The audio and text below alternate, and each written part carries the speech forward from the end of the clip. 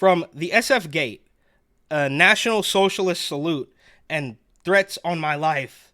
My day with San Francisco's inflatable Trump balloon.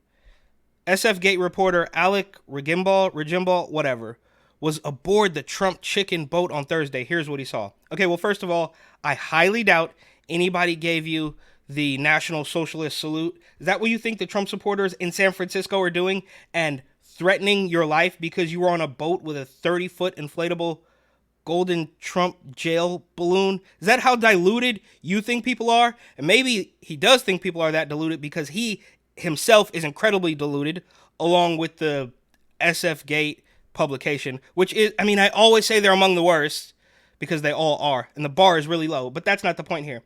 And then at the end here, they say, or the end of the subheader, here's what he saw, which again, I highly doubt.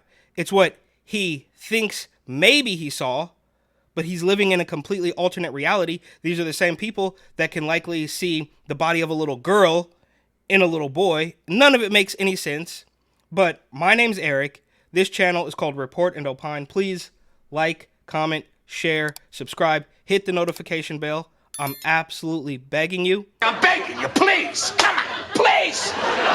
It would help me a lot, and it would cost you nothing. But if you wanted to help me even more and spend a little bit of money, go ahead and buy my book, New York City 2020, Gotham Unglued, on Amazon.com. That link will be in the description. They say Donald Trump was in San Francisco on Thursday, both in person and in an air-filled effigy, while the real Trump attended a swanky fundraiser at the Pacific Heights mansion of venture capitalist David Sacks. A huge avian version of the former president sailed across San Francisco Bay on Thursday afternoon, tied to a small boat. It was one of the infamous Trump chickens, which writer Danielle Morton purchased from a factory in the Guangdong province of China for $1,100, including the blower and shipping.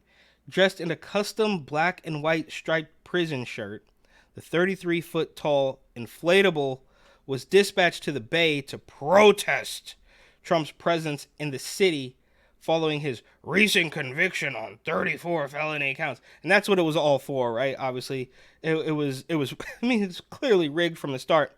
But he's been found guilty, and now you have the entire montages of dozens, hundreds of media personalities saying he's a convicted felon. Yeah. We've all seen that. And now obviously, I guess they're doing good under the Biden regime. They have enough money to buy a completely, I guess they actually bought this. I believe they bought this inflatable way back during the first Trump presidency, and they kept it in storage. Whatever. The point is, they've gone out of their way to, I guess, taunt Trump supporters. And we all know if this were the other way around, these people would be deemed criminals and the FBI would be investigating. But, oh, look at that. Like, again, is this for kids? Right? I mean, who are you trying to prove? Oh, look, Trump's a chicken and we bought an inflatable and sell it on the Bay because, we don't have to go to work and we don't have anything to do, so this is the best way to spend our time.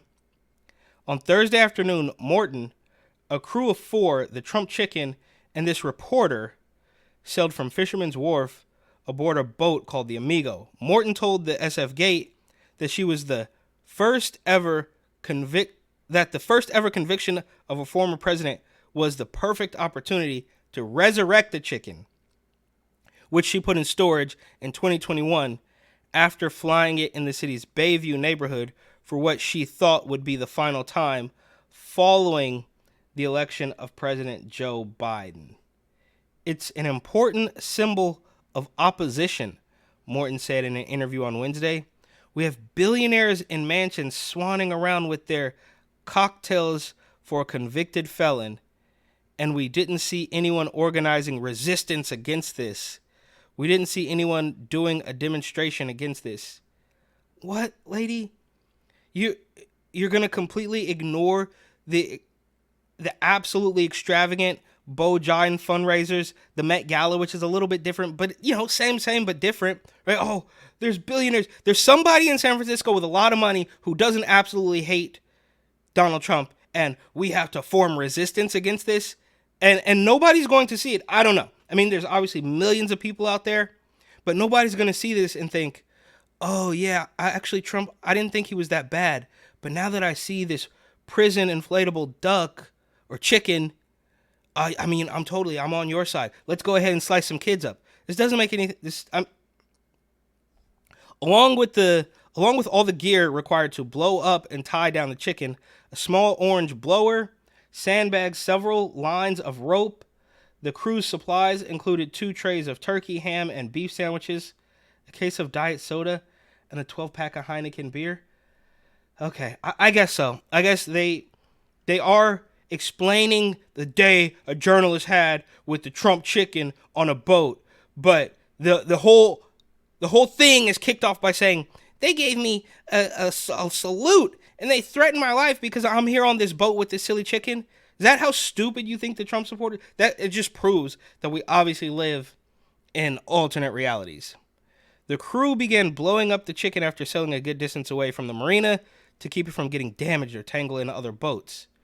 Crew members used rope to tie the inflating balloon while making sure its prison shirt. The chicken's prisoner number is 00045, a reference to Trump. Okay, wow, super clever. And I guess the people who they're selling this to might actually think that's clever, but that's just how silly these people are. And this is the silly contingent. This isn't the purely evil, maniacal political regime, right? There's often levels to this. Same thing with the media, right? This is SF Gate, completely corrupt, but it's local media, and they're constantly going after Trump. They went after Jerry Seinfeld and Kanye West, which I took incredibly personally, but that's a different story.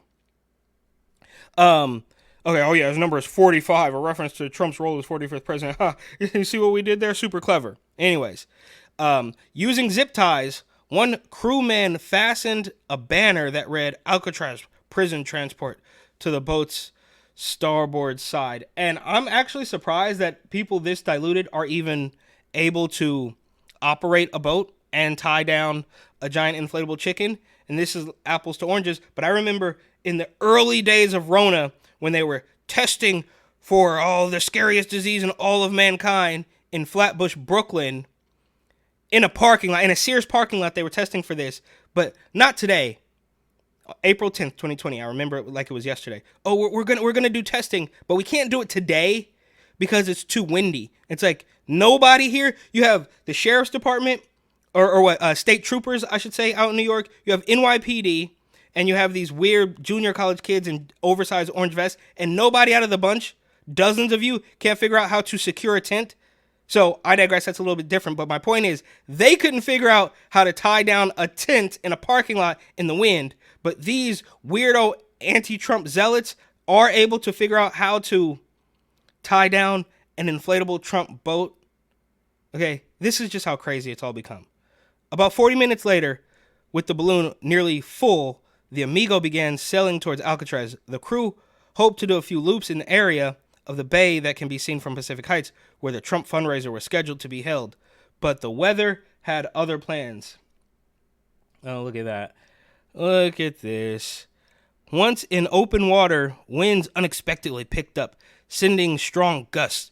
One crew member estimated 20 knots, and waves that began to violently rock the boat. A similar boat with 3 photographers was following the Amigo, and I swear I saw that boat catch air off a wave as both vessels retreated from the wind. Doubt it. Oh yeah, the boat caught air. All right, bro. Now in that sentence alone, you've lost any credibility that maybe you might have possibly had at one point in time. Oh, I swear the boat caught air. All right, I guess. Right? Are these are your ideas of jokes? Are you saying this truthfully and you think we're going to believe it? I'm not exactly sure what the hell's going on. The Amigo and the smaller boat, the Tango, took shelter near Pier 23 by parking alongside the Crown Princess, a massive blue and orange cruise ship operated by Princess Cruises. The Trump Chicken had lost a ton of air during the Amigo's escape from the wind, and Morton and her crew began to discuss whether they had to call off the mission because of the weather. Ultimately, they decided they'd try one more time, but only after getting the chicken fully inflated and secure. And so, using the Crown Princess as a bulwark against the wind, the crew erected the Trump chicken once more. The Amigos captain suggested sailing southeast toward the ferry building so people could see the chicken, and Morton and crew agreed. Oh yeah, look at us. We're like, I mean, this is all they love it, right? They love the arts and crafts stuff. They do the protests and they paint signs, and this is just part of that. Oh look at the boat. Okay. By that point, the wind had subsided, and the Amigo was able to sail smoothly along the Embarcadero. People lined the piers as the Trump chicken floated by.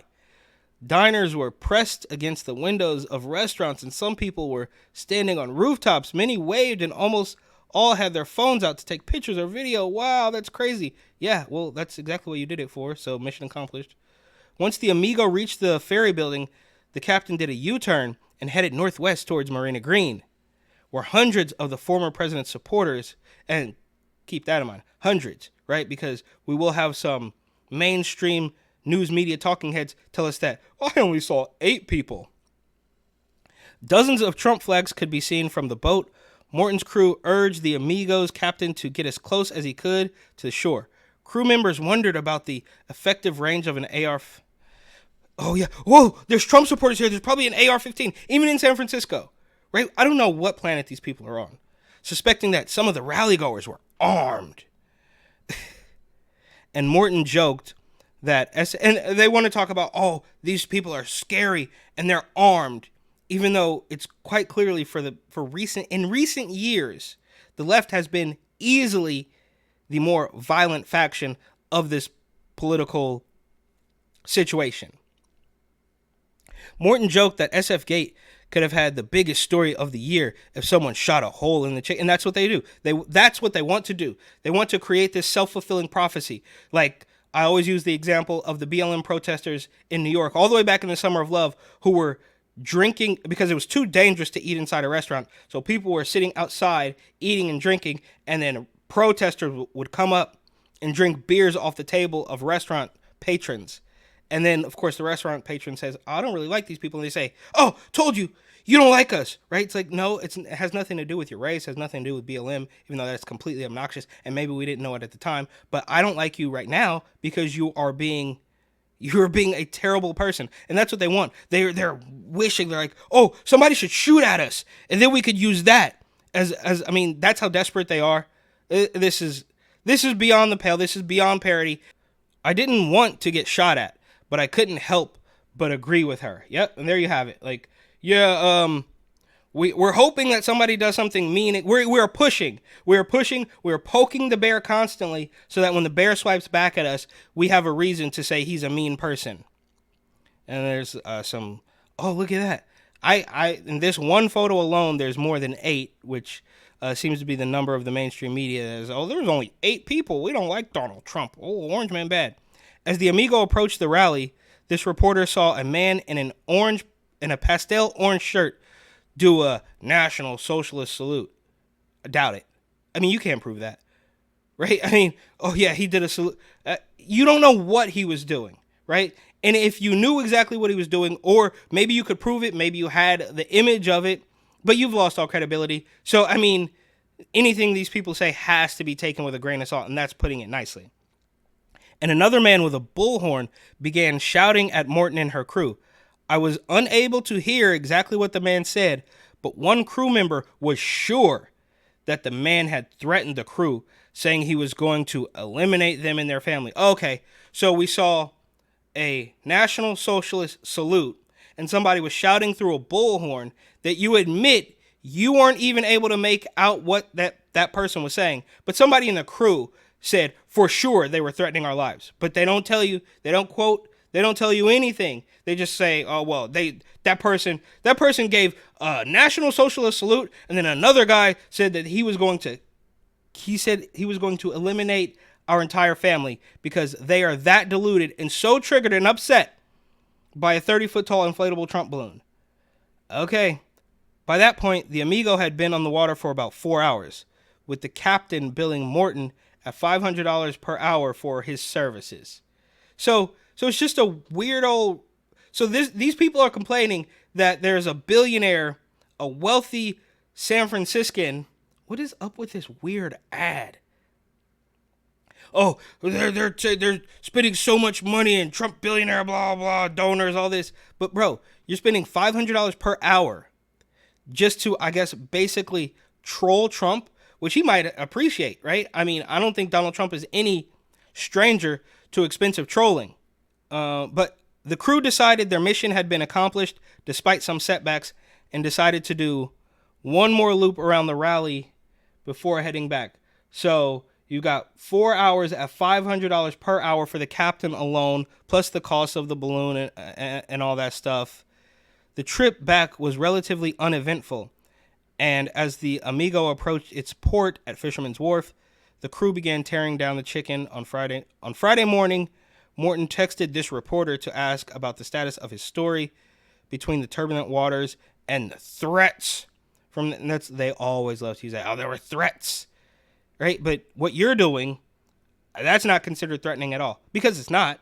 And we know this by now. It's always a little bit different when they do it.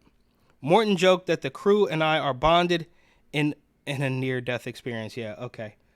Look, this is the world they live in, and again, I might say this is completely evil if it were organized by the political machine or regime, but these are just stupid people who buy into the propaganda of the political machine and then try to spread that further.